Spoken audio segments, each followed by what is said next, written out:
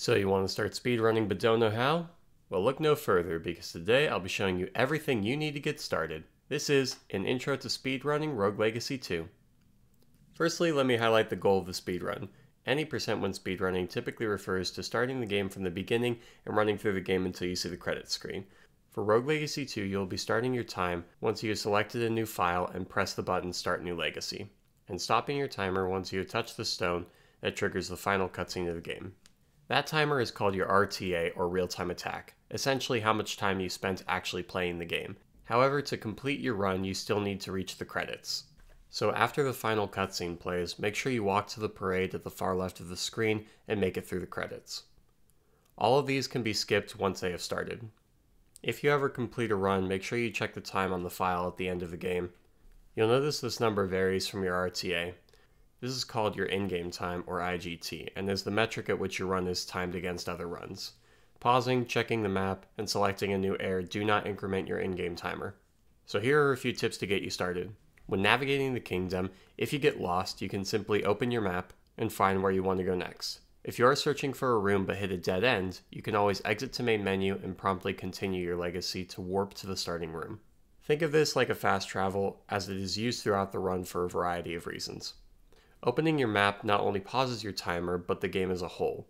You can use this to your advantage when entering a new chamber. Specifically, there are some chambers that you will always enter from the top. These rooms can be pitfalls and traps that lose a bunch of time. By opening your map when falling through to a lower chamber, you can see if this room is a pitfall and either double jump back to the previous room or react where you want to position yourself.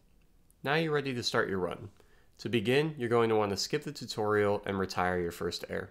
The reason we do this is to find some advantage that will speed up your progress of the game.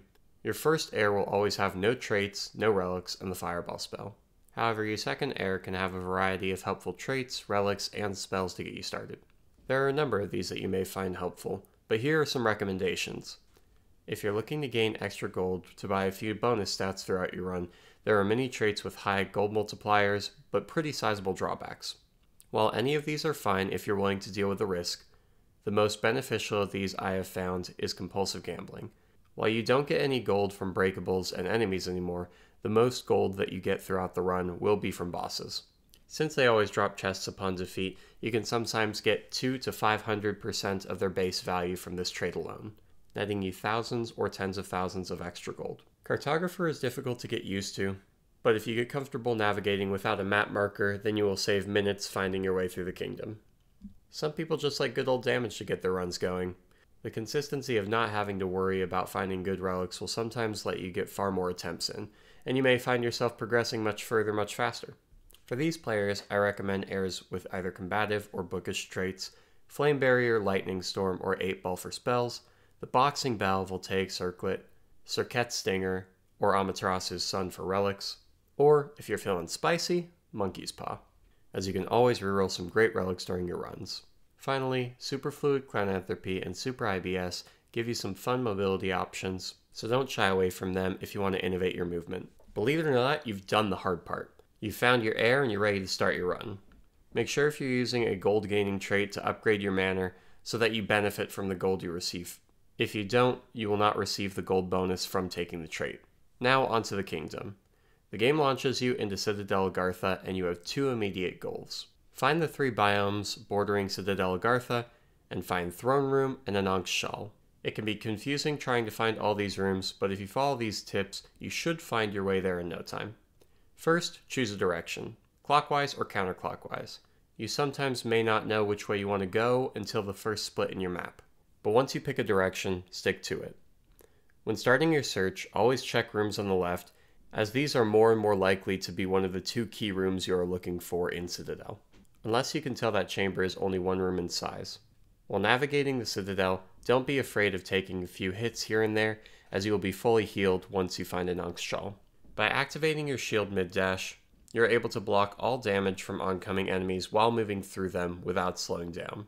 Shield dashing is a great way to get around quickly, so be sure to utilize that low cooldown. Secure your first heirloom and make your way to Lamech to knock down your first boss of the game.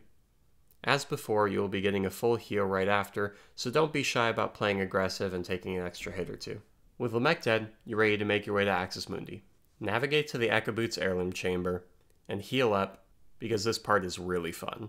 As you get more and more familiar with each of the buildings in this zone, you will find faster and faster ways to move through each of them. Make sure you stop by any buildings marked with a purple question mark on your way, as these contain useful relics or apples to keep your health topped off. There is only one exception to this rule, and that is the building with the 2 lanterns and the high landing on the inside. This is a lore room and contains nothing of use, so feel free to skip this. Halfway through, always grab this checkpoint as you will need it later. You will need to practice this section until you can move through comfortably enough so that you aren't missing too much HP by the time you reach Biareth.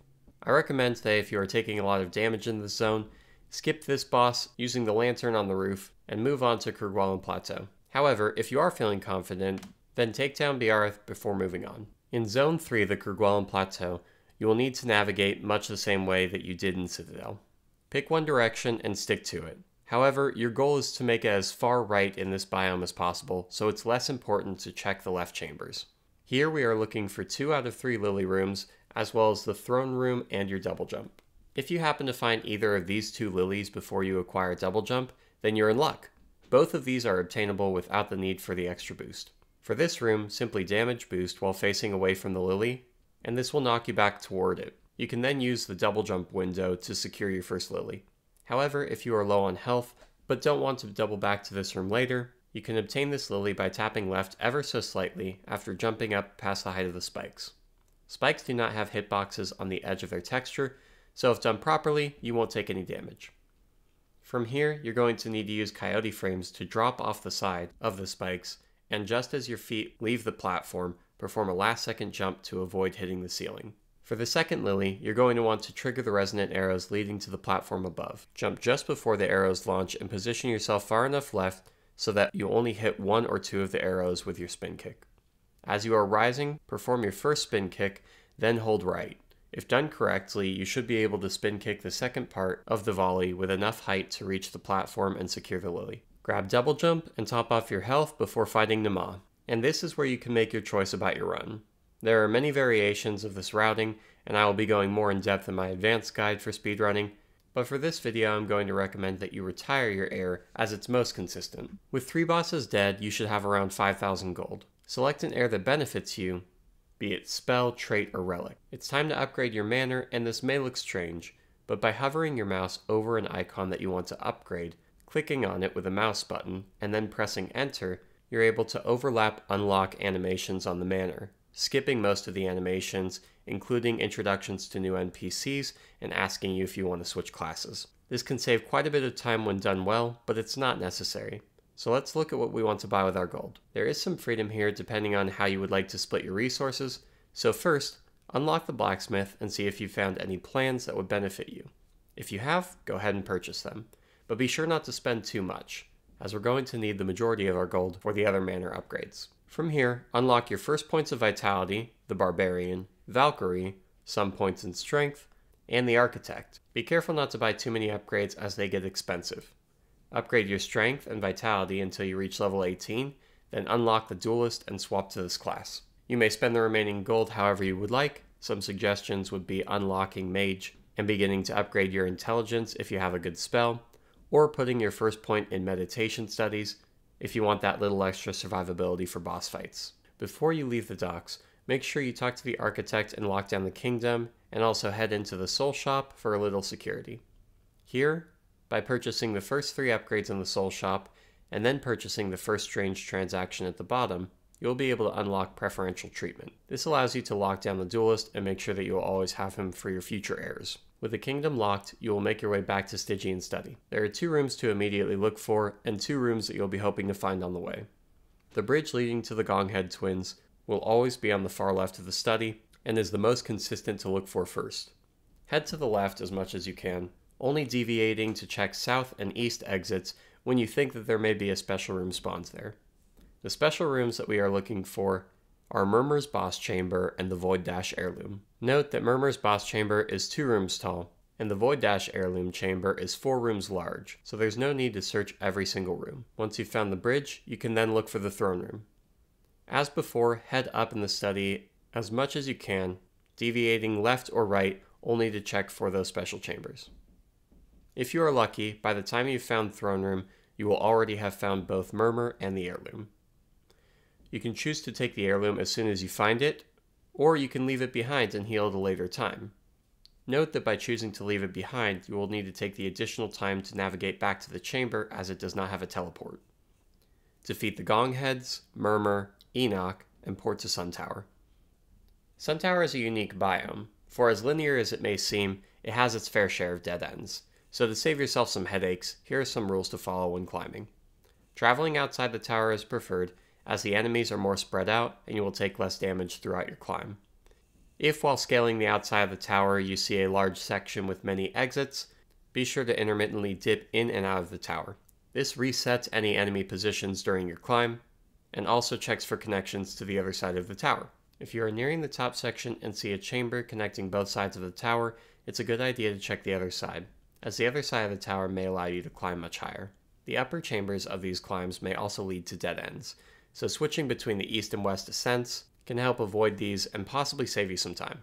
Feel free to check for any special chambers on your ascent, or grab any chests that are on the way, as these can net you quite a bit of gold and lead to some good equipment drops. Note that by grabbing multiple blueprints you will not add to your in-game time, so any chests that are already on your route are free to grab. From here, defeat a rod and once again retire your heir. Select your duelist and purchase any helpful equipment. If you find something that will be very beneficial but has a large weight cost, you can always spec into a little extra equip load. If you have nothing to purchase, feel free to max out your strength and or intelligence, as well as put some extra points in vitality. Spend points as feels most comfortable here, as some players prefer not to spec into intelligence as they do not use their spell very much. I will take this time to say that if you find yourself a good spell, this can increase your DPS dramatically, so I highly recommend becoming comfortable with the various spell options. When returning to the kingdom, you will be entering the final biome, Pishin Dry Lake. Grab your sun lantern from Jonah and dive on in. When you first enter Dry Lake, you will notice a lot of pings on your map. The rightmost ping will almost always be the throne room, and the bottommost ping will almost always be the lake. There are some ways to tell which pings are which, aside from the location, but I will be going into that in a later video. The best way to navigate the lake is to move towards the highest concentration of pings first, grabbing any teleporters that are near those during your search. Grab keys along the way, and if there are any rooms that are far out of the way, navigate toward them only after securing nearby teleports. This will cut down on overall travel time, as if any of these out-of-the-way pings are locked mini-bosses, traveling to them first will require a second trip back after finding your keys. Defeat the hands and prepare for Tabal. If you found any relics on your search, feel free to grab them as you see them, or double back to them when you're ready to fight Tabal, as carrying the keys and multiple relics will dig into your resolve. After defeating Tabal, you have two choices.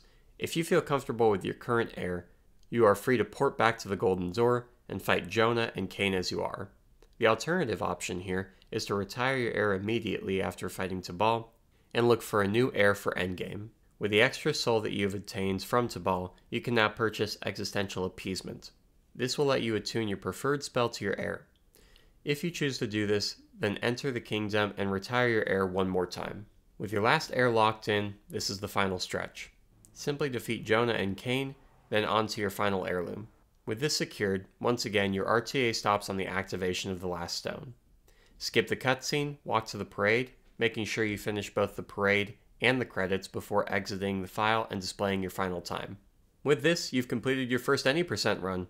We look forward to seeing you on the leaderboards, so go write your legacy. Special thanks to all those who helped me make this guide, and subscribe for even more advanced guides and gameplay.